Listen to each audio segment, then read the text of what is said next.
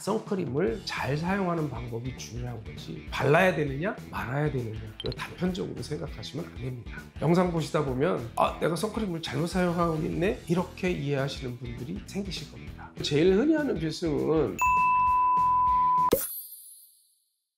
아니 피디님 선크림을 왜 이렇게 많이 바르셨어요? 선크림은 이렇게 발라야 효과가 있다고 하던데요? 많은 분들이 오해하고 계시는데요, 모든 분들이 선크림을 꼭 발라야 되는 건 아닙니다. 처음 듣는 분도 계실 텐데요, 아예 선크림을 사용하지 않아야 되는 분들도 계시더군요.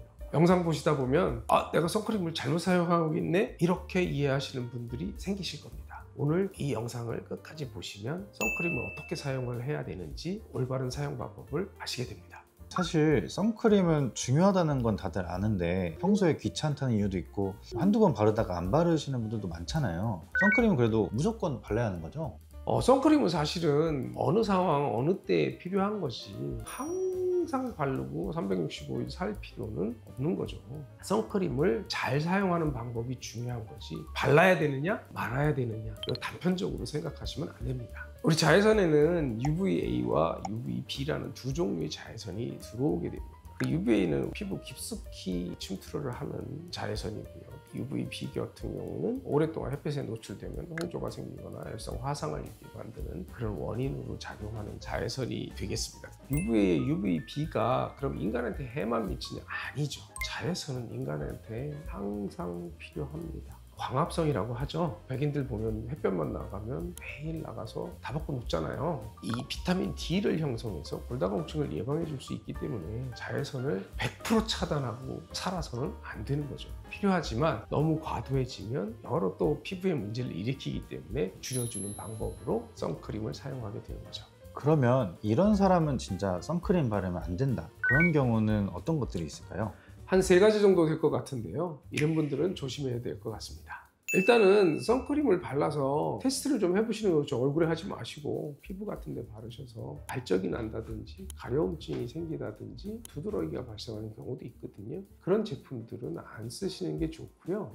선크림이라고 하는 것은 자외선 투과율을 낮춰주는 화학물질이죠. 그 화학물질에 여러 가지 알레르기가 있을 수도 있고 이상 반응이 보일 수도 있기 때문에 그런 이상 반응이 생기는 분들이 나는 자외선이 더 싫어 이렇게 해서 사용을 하면 오히려 피부에 악영향을 미치기 때문에 항상 그런 분들은 피하셔야 되고, 꼭 선크림 말고도 다른 화장품이라든지 다른 약이라든지 이런 거에 먼저 이상 반응이 있었던 분이 선크림에 대해서 또 이상 반응이 올 확률이 높습니다. 조금 전에 말씀드렸지만 자외선 노출이 없는 공간에서 사시는 분들 생각보다 많거든요. 실제로 영양학회하고 피부과하고 조사를 해본 결과가 점심시간조차 바깥에 안 나오는 분들하고 점심시간에 바깥에 나가서 햇볕을 쏘고 들어가시는 분들하고의 광합성 비율을 조사해 보니까 오피스 내 8시간만 근무하는 분들의 비타민 D 레벨이 굉장히 많이 떨어져 있는 게 발견이 됐습니다. 창문만 가려져 있어도 멜라닌이라든지 색소의 활성도를 높여주진 않거든요. 이런 거 정도 맞아주면 비타민이 합성이 된단 말이죠. 이런 것조차 안 하려고 선크림을 바르는 분들은 오히려 소탐 대실이라고 하죠. 더 큰 걸 잃어버릴 수 있기 때문에 이런 분들은 사용 안 하시는 게 좋습니다.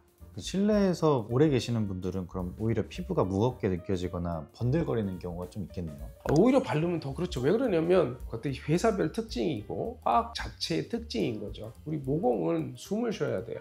모공이 닫혀버리면 피지선이 막게 되죠. 피부 트러블을 만들 수 있게 되는 원인이 될 수도 있기 때문에 항상 과도한 사용은 금지입니다. 저는 그래도 선크림을 좀 발라야 되는 타입인 것 같은데 선크림은 이렇게 바르면 안 된다 하는 흔히 하는 실수들이 뭔지 좀 궁금해요. 제일 흔히 하는 필승은 왕창 바르고 하루 종일 가는 거죠. 러닝 2시간 해야 되니까 핫 바르고 하루 종일 하고 러닝하면서 얼마나 많은 땀을 흘리겠습니까 사실. 그리고 굉장히 또 두껍게 발라서 모공을 막아버리는 실수를 하죠. 또 오히려 선크림을 충분히 안 바르시는 분들도 있잖아요. 자외선의 투과량이 굉장히 높기 때문에 생각보다 많이 뚫거든요. 이 옷들 다 뚫어요. 너무 얇게 바르는 분들도 바르나 마나한 효과를 갖게 되는 실수를 하게 되시는 거죠. 그리고 또 바르자마자 바로 외출하면 또 안 좋다던데요. 화장품도 마찬가지고 모든 화학물질의 반응이 피부와 결합 상태를 이루어진 상태의 시간이 필요하기 때문에 급하다고 화장을 나가기 직전 하는 것보다는 미리 화장을 하고 선크림 바르고 나가주시는 게 자외선 차단의 효과를 지킬 수가 있겠죠. 그 요즘에 쿠션이나 파운데이션 이런 메이크업 제품에도 자외선 차단 기능이 들어가 있잖아요. 네. 그것만 발라도 되나요? 거기에 들어가는 걸 보면 SPF라고 하죠. 거기가 보통 한 30 이하 15도 받고 플러스 표시 들어있는 게 보통 2개 정도. 그 정도면 보통 뭐 일반적인 효과는 1시간 정도 내외에 간다고 보니까 메이크업 정도 가지고는 100% 자외선을 차단한다고 볼 수는 없죠. 그러면 선크림을 고를 때 SPF, PA 지수 이런 거를 확인해야 한다고 하셨잖아요. 네. 구체적으로 SPF랑 PA가 뭔지 수치는 어떻게 봐야 될까요? PA 같은 경우는 자외선 차단 능력을 또 수치화한 거니까요. 가능한 뭐 많은 것이 좋겠죠. 우리가 보통 4+까지 재는 제품들이 나오는데 주로 이런 제품들은 아마 해안가 가면 많이 보실 수 있을 겁니다. 해안가 가면 왜 많이 꼭 써야 되냐 하면 다른 데하고 다르게 빛이 반사가 되잖아요. 위에서 내려오는 거 반사되는 거 더블로 들어오기 때문에 4+ 제품들을 많이 하게 되는 거죠. 실내에만 계신 분이면 SPF 한 30, 그리고 야외 활동이 좀 잦으시는 분들은 50 정도 쓰는 게 좋겠네요. 네, 보통 그렇게 권장을 해드리고 있습니다. 그러면 마지막으로 선크림 구매할 때 종류가 무기자차, 유기자차 뭐 이런 식으로 있던데 어느 거를 좀 골라야 할까요? 유기자차는 자외선을 흡수해서 피부에 해가 되는 자외선을 열 에너지로 전환시켜서 발산시키는 효과로 자외선을 차단을 시키는 겁니다. 장점으로 하면은 일단 발림성이 좋기 때문에 편하게 바르실 수 있고요. 백탁이라고 그러나요? 하얗게 일어나는 현상들을 예방해 줄 수 있는 효과가 있고, 그렇지만 항상 세상은 좋은 게 있으면 나쁜 것도 있죠. 제일 큰 문제는 이제 자외선을 열 에너지로 전환시켜서 반사를 시켜버리니까 우리 피부가 열감을 느낄 수도 있는 문제가 생기게 되는 거죠. 무기자차는 자외선에 대한 필터를 만들어서 물리적으로 자외선을 차단을 해주는 효과를 가진 선크림이 되겠습니다. 화학적 반응이 적으니까 훨씬 더 순한 자극을 받고 있어서 민감성이 있거나 화학 물질에 대한 반응도가 높으신 분들은 무기자차로 만들어진 선크림을 대용으로 사용하실 수 있게 되는 거죠. 그래서 보통 유아용이나 이런 연약한 피부를 가진 제품들에는 이 무기자차 제품들이 많이 나오는 것으로 되어 있습니다. 또 특징적으로 바르는 즉시 효과가 나타날 수 있기 때문에 물리적으로 막아주니까요. 빨리 바깥에 나가야 될 때 이럴 때 사용하시면 아무래도 좋겠죠.